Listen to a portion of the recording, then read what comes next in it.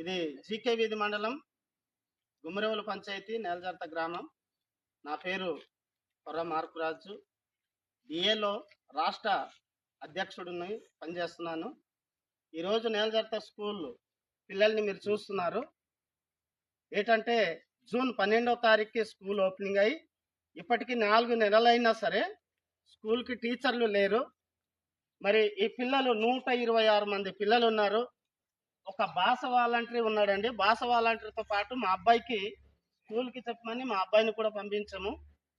మరి సంబంధిత అధికారులకి వెళ్ళి మండల ఆఫీసులో అడిగితే ఈ రోజు ఆ రోజు అని కాలక్షేపం చేస్తున్నారు.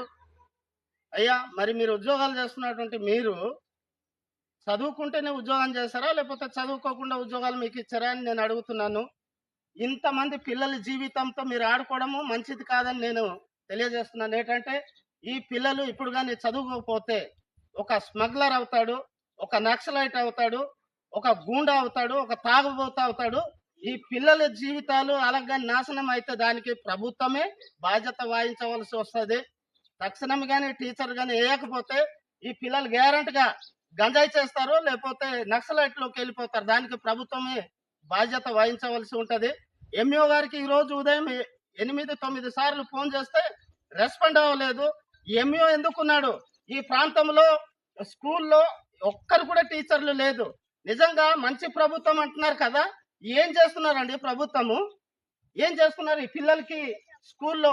నిజంగా ఈ యొక్క జీకే వీధి మండలంలో చాలా గ్రామాల్లో టీచర్స్ లేరు. ఆ పిల్లల పరిస్థితి ఏంటి? పిల్లలు చదువుకోవాలా లేదా? ఏదైనా అంటే ప్రభుత్వం వాళ్ళు ఏమంటారంటే మీకు అన్ని విధాలుగా ఆదుకుంటామంటున్నారు. ఏం ఆదుకుంటున్నారు మీరు? ఈరోజు కలెక్టర్ గారికి నేను తెలియజేస్తున్నాను, ఈ పిల్లల జీవితాలతో ఆడుకోద్దండి. దయచేసి విద్య నేర్పమని చెప్తున్నాము, టీచర్లు పంపించమని చెప్తున్నాము. రేపు పొద్దున ఈ పిల్లలు చదువుకోకుండా ఈ ఏజెన్సీ గిరిజన పిల్లలు విద్యా బోధన లేకుండా ఒక రౌడీయో లేకపోతే ఒక స్మగ్లరో లేకపోతే ఒక నక్సలైట్గా అయితే ఈ రోజు ఇక్కడ సంబంధించినటువంటి అధికారులు దానికి బాధ్యత వహించవలసి వస్తుంది. కనుక దయచేసి తక్షణమే రేపు పొద్దున కానీ టీచర్లు ఇక్కడికి రాకపోతే మేము రోడ్ ఎక్కవలసినటువంటి పరిస్థితి ఉంటుంది. ఈ ప్రాంతంలో ఎన్ని స్కూల్కి అయితే టీచర్లు లేదో అన్ని స్కూల్కి వెళ్ళి మేము తాళం వేస్తామని హెచ్చరిస్తున్నాను, గమనించగలరు.